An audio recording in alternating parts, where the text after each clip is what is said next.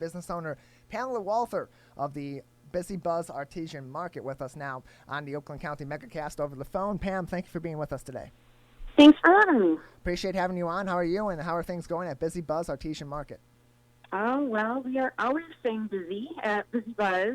We, got our online website up and running, and the doors are back open again as well. So always a lot to do, no matter what happens in this crazy pandemic. So for those who are unfamiliar, what can people expect at Bizzy Buzz Artisan Market? What do you sell? What services do you provide? So we are a local artist market. So we actually have over 70 local artists, all with their product in our store. And all the artists come from within about an hour of downtown Rochester, so very, very local people. So it makes us different, because when you see something in our store, let's say it's not quite the right color or size, or you'd like it personalized with someone's name on it or whatever it might be. A lot of times our artists can make another one just the way you like it. So we do that. We normally, when we're not in the middle of a shutdown, we actually do workshops and classes. We have a whole artist demonstration bar that we use for that.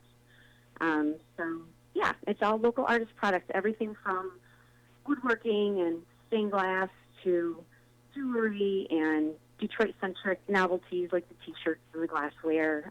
Just a lot of fun, unique things that you're not going to see anywhere else. So, Pam, I know that you took a leap of faith to open this business in 2018. Mm-hmm. You go through the pandemic. How are you recovering? And are you still glad that you took that leap of faith? Yeah, when we set this up, I did get a degree in business, and right from the beginning I said, if we're going to do this, we're going to have to be able to compete. All these big box stores and everything. And so when we set up the business, the plan was always to go online. And it took, we were open about a year, and then I started working on the online presence, and it took about 7 months to get that fully up and underway. And it was actually only a week after the shutdown that we were ready to go live with it. So the timing was impeccable. So that's really helped us to stay ahead of the game, because we already had that, going and set up for us. So when I have new artists coming in, their question is always now, what happens if you shut down, if we have another shutdown? And I can say, we will always have a way to sell your product, because even if the shutdown happens, we can ship product, we can sell it on our website and ship it, or if, the curbside pickup is allowed, because we're in a downtown area, we have a front door and we have a back door, and we've been using our back door for the curbside pickups. So people can just pull right up and we bring it out to them, and it's easy. We're still in business. So I think that really helps set us apart. So will you continue the curbside pickup, and are people still utilizing it, or do they still just want to come in and browse what is on the shelves?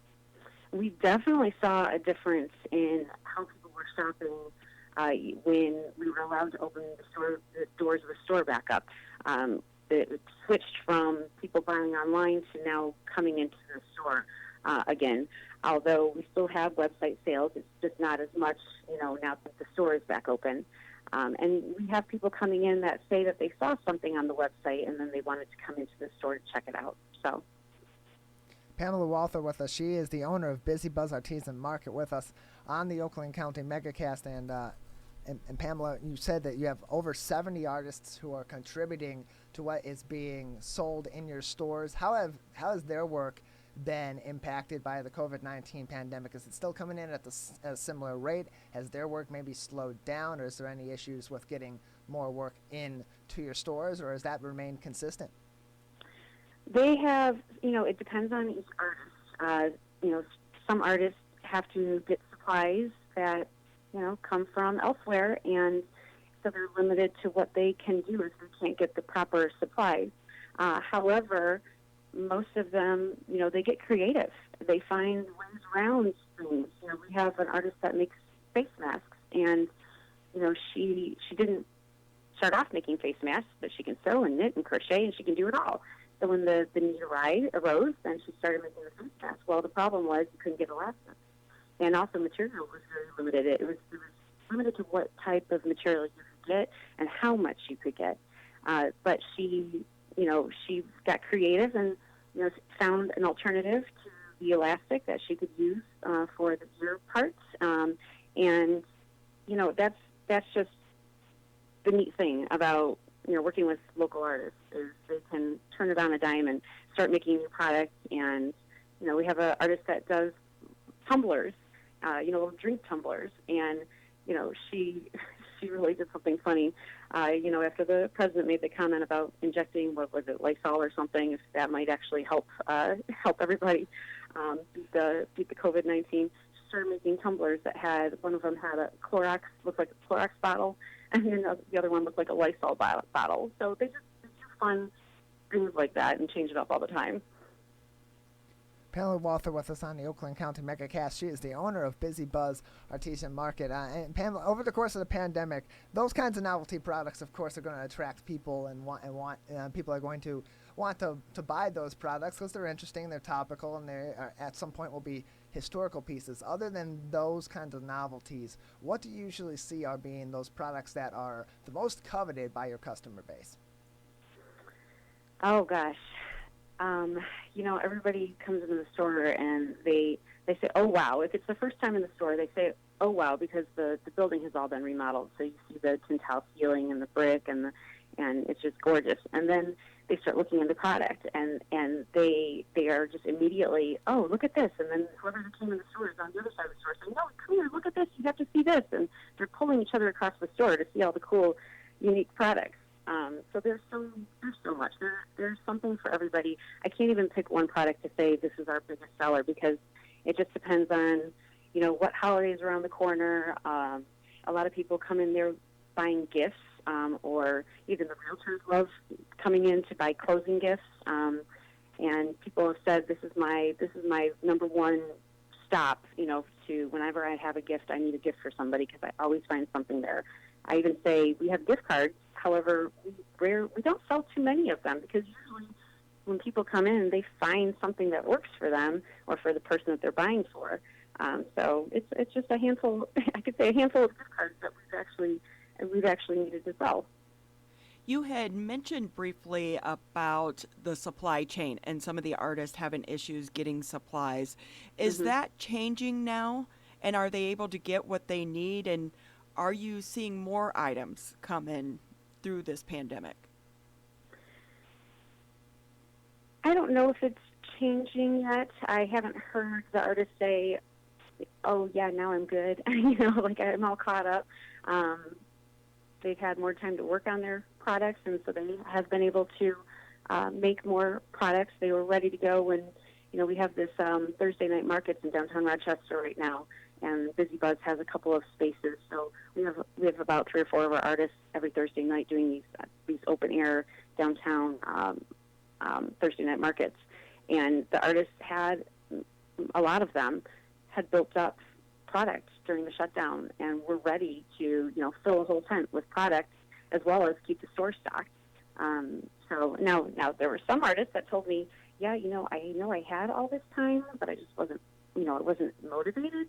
I think we all felt that, when the shutdown happened, you're just kind of got in a lull of trying to figure out what the new norm was, and it was hard to get yourself motivated to do anything. So I've had artists tell me, from both ends, both sides of the story. So there is such a creativity that goes into it. It's if you're not motivated, sometimes the work stops. But one thing we have in Metro Detroit is so many incredibly talented artists. How do you pick and choose the artists that you're going to represent in your store? Before the store opened, this was a startup, so we didn't have another location. When we opened 2 years ago now, it was brand new business. And so my family, my mom, my husband, my son, we would walk the different art fairs and festivals and just talk, if we saw an artist that had product that we thought would be good, that we really liked, we would go up to them and talk to them, introduce ourselves, tell them about the store. And, at that time, the store was, gosh, we had ripped out the floor completely. It was a dirt floor. We peeled all the layers off the walls, all the paneling, and actually we found sheets of tin tile behind the paneling, which was awesome. And behind the tin tile there was brick, so we were able to repurpose the tile. But anyway, I had to interview an artist across the street over at the coffee shop, and then walk him over to the store to show him, this store that didn't look like very much. They had to take a leap of faith on us too, and know that we were going to actually finish the store and set it up appropriately to be a good space and be able to move in. And but it all worked out. But yeah, finding the artist was a lot. Going to the art shows, which now have not been happening. That obviously limits me to finding new artists without having all the shows going on. Thankfully, we're in our second year, and a lot of people know about us now, and we've built up a good mailing list of people so we can send emails out and let them know, hey, now's the time to apply if you haven't already. And just now, I would say in the last month, we finally got a lot more artists applying. We hadn't, you get busy. Obviously, everyone wants to get in before the holidays, but come January, February, March, it's cold outside. People don't like walking downtown as much, and so that's usually our slow time, and that's usually when we'll have openings. And so it wasn't until, I would say, the last month that we actually had a lot of people start applying again, which I'm excited to have, the store fully full again. Pamela Walther with us on the Oakland County MegaCast. She is the owner of the Bizzy Buzz Artisan Market with us on the show today. And Pamela, going back to COVID-19, art is something that a lot of people want to investigate. They're often interactive with the art pieces, and that creates a lot of extra touch points within your store. And on that note, I just want to ask about what your team is doing to ensure a clean environment and a COVID-safe environment in your store, as is required by every business in the county. Yeah. So we are cleaning and sanitizing frequently used touch points. All of our staff are wearing masks. We have required, since we first were allowed to open our doors, for everyone to wear a mask. We knew that there'd be people walking in that just could wear a mask but would choose not to if we didn't enforce it. So right from the very get-go, we said, no, you have to wear a mask. And, I used to work with people with disabilities, and they were first on my mind when I had to make this executive, policy for the store. And, and I know, because we have the website and because we would be able to use things like FaceTime to help people shop if they weren't able to tolerate a mask, I said, no, I think we have to do this, or else nobody's going to do it. Nobody's going to wear a mask. So we've done it from the beginning, and, we haven't had a big issue with it. We just tell people when they come in that face masks are required, and if they don't have one, we have some available, so, like disposable ones that they can use so that they can come in and shop. We've probably lost maybe one sale because of it, because I had to turn someone away because they weren't wearing a mask. So to me, that's, not a high price to pay to make sure that we're all kept safe. If there's anyone coughing or sneezing or anything like that, then we would ask them to step outside and help them from, get what they need and bring it out to them. But we're just constantly cleaning. We don't have anyone. We close the bathroom to the public. We usually have arcade games in the back.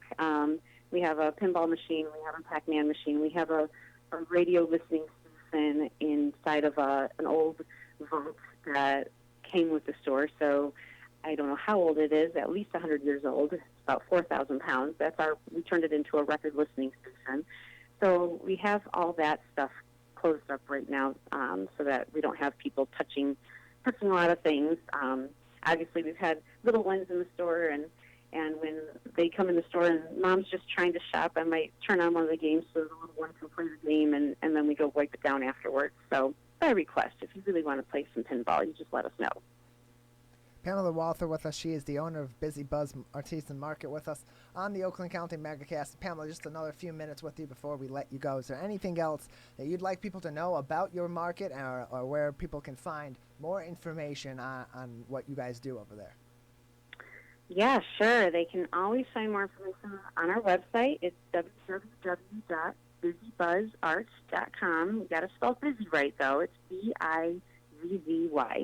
So bizzybuzzart.com. So yeah, go on our website, check us out. You'll see all the cool stuff, and if you follow us on Facebook or Instagram, you can stay most up to date as to all the new things happening, any outdoor markets that are happening, or when special events can start up and workshops and shows can start up again. We post them on there, and then we also have a newsletter sign up. So if you prefer to take emails, then we do that as well. So check us out. So Pam, real quick before we let you go, do you have a date that you're shooting for to be able to start offering those workshops again at all? Well, we have been told for at least for special events in downtown, like the sidewalk sales or the Chris Kringle Market, those are annual events downtown. We have to be in phase 5 for those to happen. So until that happens, I haven't even considered doing any kind of workshops or classes unless the artist wants to start offering virtual classes, which we do have a couple artists that are considering offering that. So we'll just have to see if we can start coordinating, virtual classes that way. So that is a possibility, but we don't have an exact date set for that yet. Well, Pamela, we thank you very much for being with us today. Thank you so much for having me. Have a good one.